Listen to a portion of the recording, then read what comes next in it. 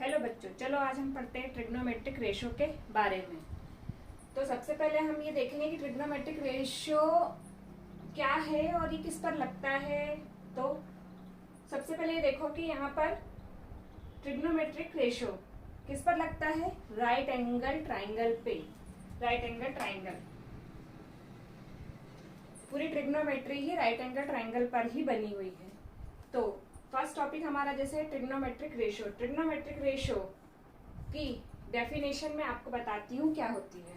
इसकी डेफिनेशन देखो क्या है। इसकी डेफिनेशन ये है कि ट्रिग्नोमेट्रिक रेशो क्या होता है। Trigonometric ratio express the relation between the angle and the sides of triangle. Means ये क्या करता है, किसी भी राइट एंगल ट्राइंगल के, क्योंकि ट्रिग्नोमेट्री तो राइट एंगल ट्राइंगल पर ही लगती है, तो ये किसी भी राइट एंगल ट्राइंगल के एंगल मीन्स जैसे एंगल ए, एंगल सी और एंगल बी। तो एंगल ए और एंगल सी यहाँ एक्यूट एंगल है और बी यहाँ पर 90 डिग्री है। तो जो ट्रिग्नोमेट्रिक रेशो है वो हमेशा एक्यूट एंगल के बीच ही लगता है और ये एंगल और साइड्स के बीच में रिलेशन को एक्सप्रेस कर। यहाँ पर ये देखिए, जैसे ये एंगल है एक्यूट एंगल, इन ये और इन एंगल्स और साइड्स के बीच में जो रिलेशन है एक्यूट एंगल और ये साइड्स के बीच में जो रिलेशन है उसको हम क्या कहते हैं, ट्रिग्नोमेट्रिक रेशो। फिर ये हमारा है साइड, ये side opposite to angle A. Side opposite to angle A मतलब ये एंगल ए का अपोजिट साइड है, तो इसको हमेशा हम परपेंडिकुलर कहेंगे। क्या? परपेंडिकुलर।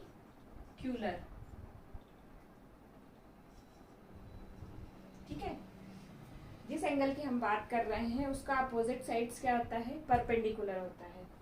और उससे लगी हुई साइड कौन सी है, ए बी। तो अभी हम यहाँ एंगल ए की बात कर रहे हैं सिर्फ, तो एंगल ए के लिए अपोजिट साइड ये है और उससे लगी हुई साइड ये है। तो जो लगी हुई साइड है उसको हम बेस कहते हैं। ठीक है, और ये जो स्लंट है मतलब जो तिरछी लाइन है उसको हम क्या कहते हैं, हमेशा हाइपोटेनियस। और दोनों एंगल के लिए हाइपोटेनियस सेम रहता है, बस उनके क्या परपेंडिकुलर और बेस चेंज होते हैं। जैसे अगर हम यहाँ एंगल सी की बात करेंगे तो एंगल सी का जो अपोजिट साइड्स क्या होगा, ये, और बेस ये होगा। तो जब अगर हम एंगल सी की बात करेंगे तब उसके लिए हम इसको चेंज कर लेंगे, पर अब अभी हम बात कर रहे हैं एंगल ए की, इसलिए हम एंगल ए की बात करेंगे। तो हम अब हम स्टार्ट करते हैं कि रेशियोज क्या होते हैं। सबसे पहले साइन ऑफ एंगल ए, मतलब एंगल ए का साइन क्या होता है।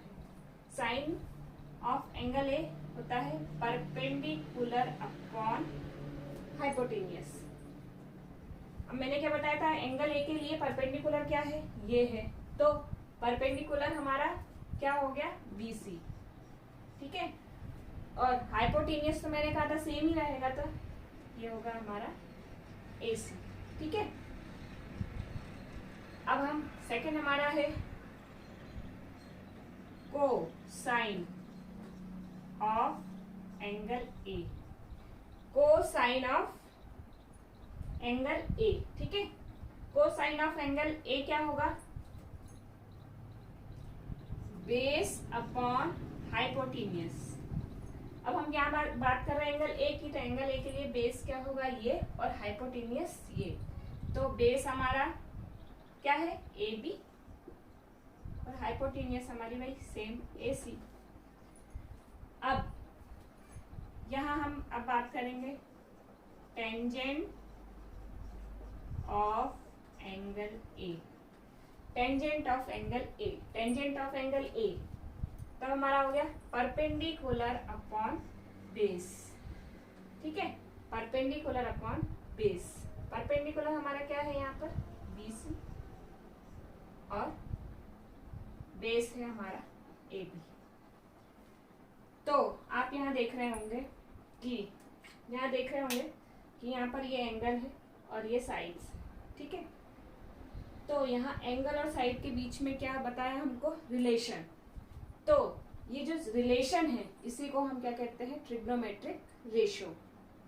इसकी डेफिनेशन हम ऐसे दिखा सकते हैं कि express the relation between the angle and sides of triangle. कौन सा ट्राइंगल? Right angle triangle. अब हमने यहाँ देखा कि ट्रिग्नोमेट्रिक रेशियोज क्या होते हैं। अब ये है साइन, कॉस और टेंजेंट, ठीक है। इसको हम शॉर्ट फॉर्म में क्या लिख सकते हैं? साइन ए, इसे लिखेंगे कॉस ए और इसे लिखेंगे टेन ए। हमारे पास टोटल कितने रेशियोज होते हैं? 6 रेशियोज होते हैं, पर हमें बस ये 3 देखने की जरूरत है। 3 अगर ये हम अच्छे से देख लें, समझ लें, तो बाकी के 3 हम इन्हीं की उलटफेर करके हम इसको फिर कर सकते हैं।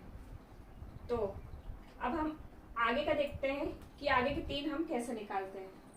अब हमने ये देखा कि बाकी के 3 हम आप कैसे निकालते हैं, ठीक है। तो ये 3 तो हमें निकालना आ गया। बाकी के 3 हमारे कौन से?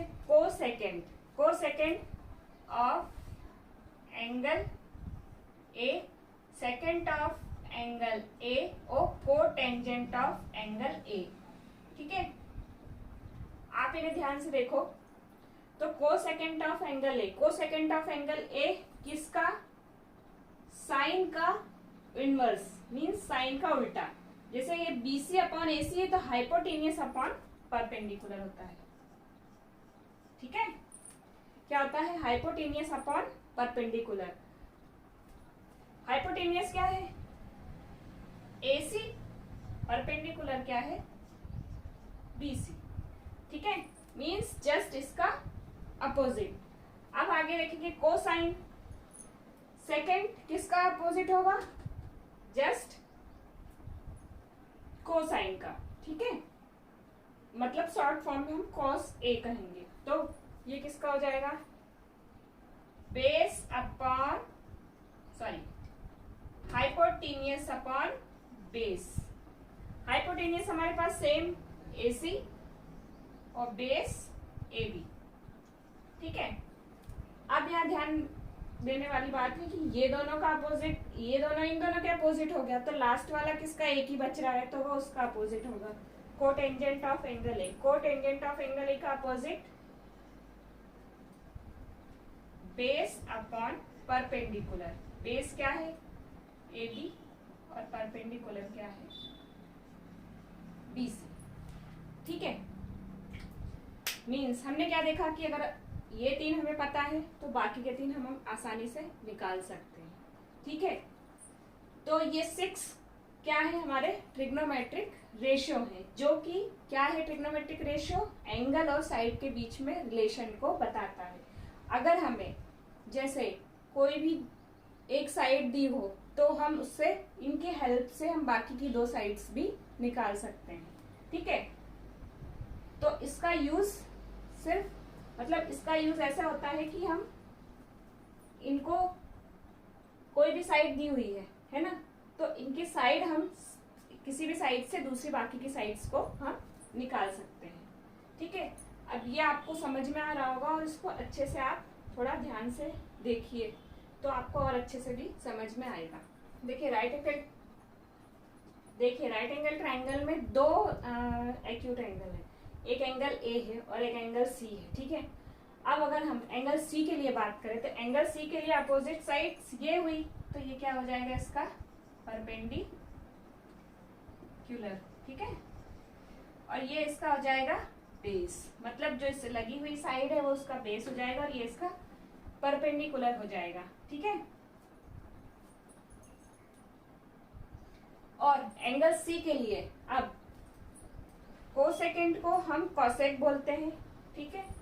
कोसेकेंड को उसका शॉर्ट फॉर्म में बताना भूल गई। कोसेकेंड को हम कॉसेक कहते हैं, सेकेंड को सेक कहते हैं और कोटेंजेंट को कॉट कहते हैं, ठीक है। अब अगर हम एंगल C के लिए रिलेशन निकाले तो, ट्रिग्नोमेट्रिक रेशियो निकाले तो साइन, अब मैं डायरेक्ट शॉर्ट फॉर्म में लिखूंगी साइन C। साइन C के लिए हमारा क्या है? Perpendicular upon base. अब इनके सबसे पहले शॉर्ट फॉर्म, परपेंडिकुलर को हम P से, बेस को B से एंड हाइपोटेनियस को H से रिप्रेजेंट करते हैं, ठीक है, शॉर्ट फॉर्म में।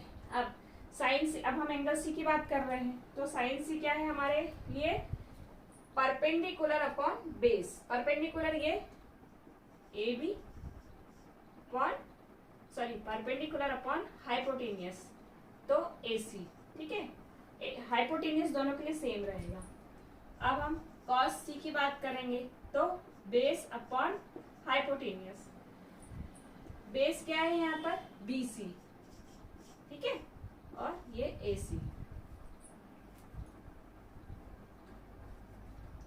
अब हम लेंगे टेन सी, टेन सी। अब जैसे यहाँ साइन सी है, ठीक है, यहाँ तो हम सी ले रहे हैं और ए ले रहे हैं। आपको आप देखेंगे तो यहाँ पर थीटा भी यूज करते हैं, फाई भी यूज करते हैं, ठीक है। तो ये सिर्फ एंगल के नाम है, इससे हमें घबराने या डरने की कोई जरूरत नहीं, ये हम इनको एंगल के नाम के लिए यूज करते हैं। जैसे यहाँ सी है और ये, इन दोनों को हमें ये ऐसे ही लिखना पड़ता है। अब ये है जैसे परपेंडिकुलर अपॉन बेस, तो परपेंडिकुलर ये है, बेस ये है, तो A B upon B C, ठीक है। एक बार हम क्लियर कर ले, चेक कर ले कि हमारा सही है कि नहीं। परपेंडिकुलर अपॉन हाइपोटेनियस मतलब परपेंडिकुलर ये ए बी और हाइपोटेनियस ए सी, ये सही है। कॉस सी, ठीक है, कॉस सी के लिए बेस अपॉन हाइपोटेनियस मतलब बी सी अपॉन ए सी, ठीक है, ये भी सही है। टेन सी के लिए perpendicular upon base, perpendicular upon base मतलब A B upon B C, ठीक है। इतना तो क्लियर होगा कि जिस एंगल की हम बात करें उसका अपोजिट साइड उसका परपेंडिकुलर होता है, ठीक है। इसलिए अब हमने साइड सी के लिए निकाला। अब इसी तरीके से अब हम कॉसेक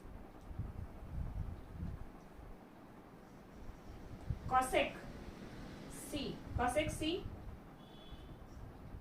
ठीक है, कॉसेक सी किसका अपोजिट होता है, इसका। तो hypotenuse upon perpendicular means A C upon A B, और कॉसेक सी वो सेकंड का शॉर्ट फॉर्म सेक सी है, तो हाइपोटेनियस अपॉन बेस, ठीक है। हाइपोटेनियस हमारा ए सी ही है, बेस हमारा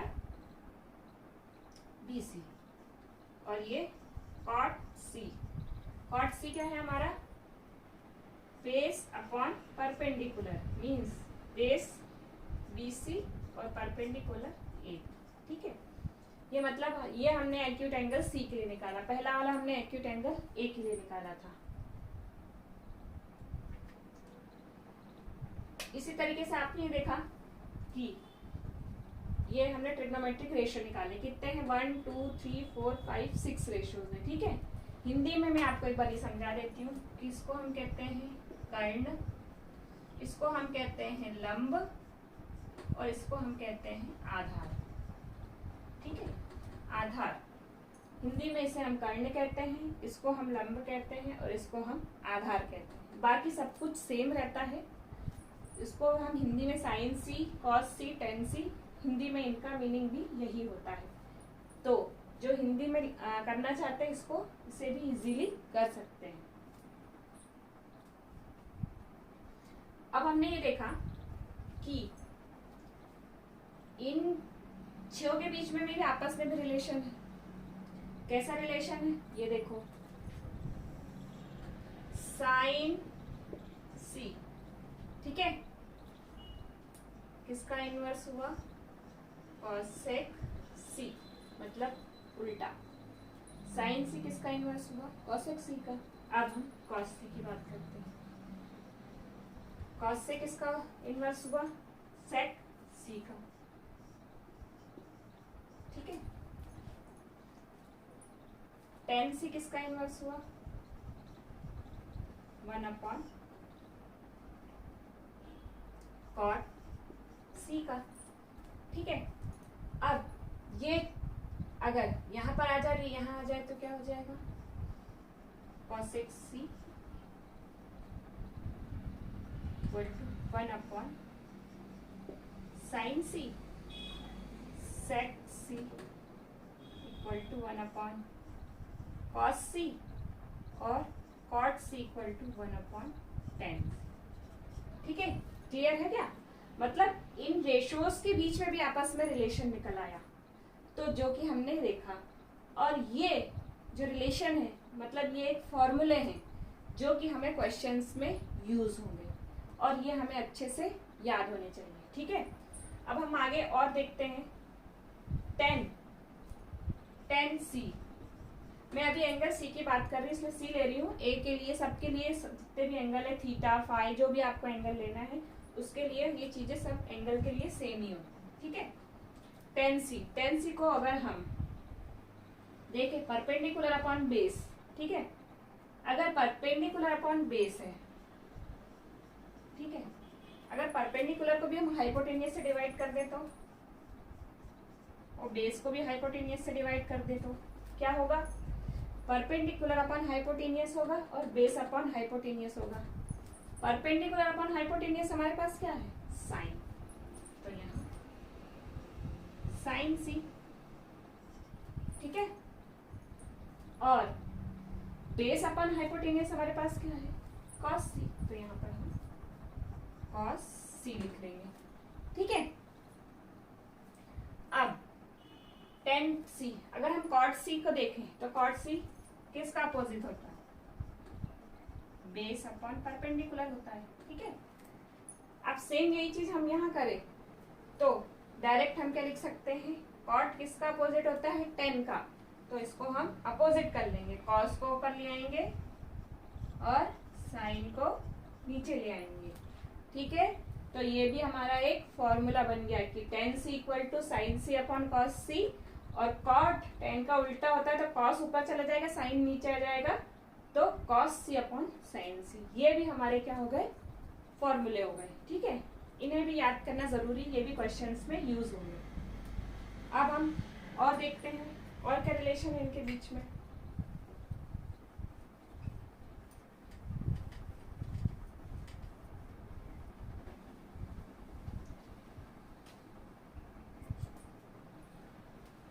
अगर इनका मल्टीप्लिकेशन हो, साइन सी इंटू कॉसेक सी, तो ये बनाएगा। कैसे बनाएगा मैं बता देती हूँ। साइन सी, कॉसेक को लिख सकते हैं 1 अपॉन साइन सी, इससे ये कैंसिल हो गया, 1 इंटू 1 1। तो डायरेक्ट हम ये फॉर्मूले में यूज कर सकते हैं, साइन सी इंटू कॉसेक सी 1 होता है।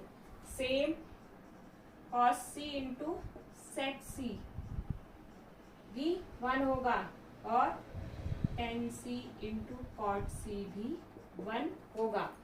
तो ये जो एक दूसरे के अपोजिट है, इनका मल्टीप्लिकेशन करेंगे तो हमारा आंसर 1 के इक्वल आएगा। ये भी हमारा फॉर्मूला है।